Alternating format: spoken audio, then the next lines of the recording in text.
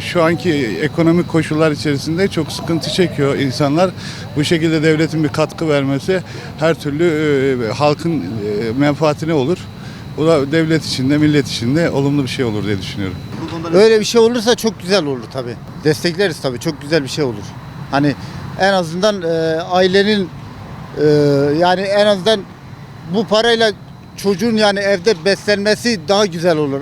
Yani gerçekten de ülke olarak çocuklarımız yani gerçekten de çok zor durumda yani. Onların beslenmesi için, onların yani gelişimi için yani bir de yani artık yani ülke olarak çok zor durumdayız. Bir de hani yılda bir iki defa asgari ücretler yükseliyor, doğru mu? Şimdi bu asgari ücret ne kadar da yükselse artık bir asgari ücreti yükseltiyorsun. 2 gün sonra, 3 gün sonra ne yapıyorsun? Tekrar zamlar bunu takip ediyor. Yani buna bir çözüm bulunması lazım. Şimdi ne zam yap ne de başka yani ne asgari ücrete zam yap ne de fiyatları yükseltin yani. 2 torun var. Biri liseye, biri üniversiteye gidiyor. İşte masraflar tabii biraz haliyle arttı yani. Vallahi bilmiyorum, devlet herhalde bir karar alır, bir şeyler yapar yani. Vallahi verilse iyi olur yani, destekleriz tabii. Verilmesi lazım yani. Çocuklar tabii ya, zaten zor gidiyorlar servis. Bugün bir otobüs olmuş 15 lira. Dolmuş olmuş 17 lira. Herkes evinin yanında değil ki okul. Öyle değil mi? Yani 4 dolmuş yapan var, otobüs yapan var, yani zor. Allah yardım etsin yani.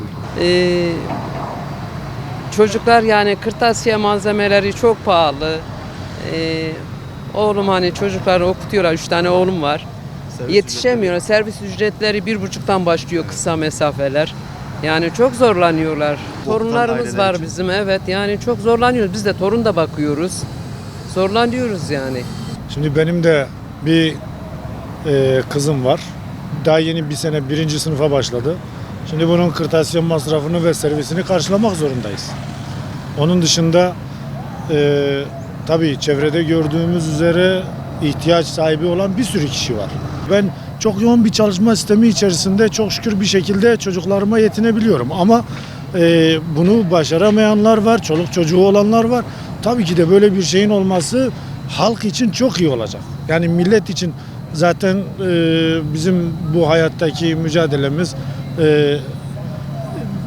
İslami çerçeveler içerisinde, yani dinimizin gereği çerçevesinde yani yardımlaşmak, ama yardımlaşmayla yetmiyor. Bunu devlet yaparsa tabii ki de daha iyi olur.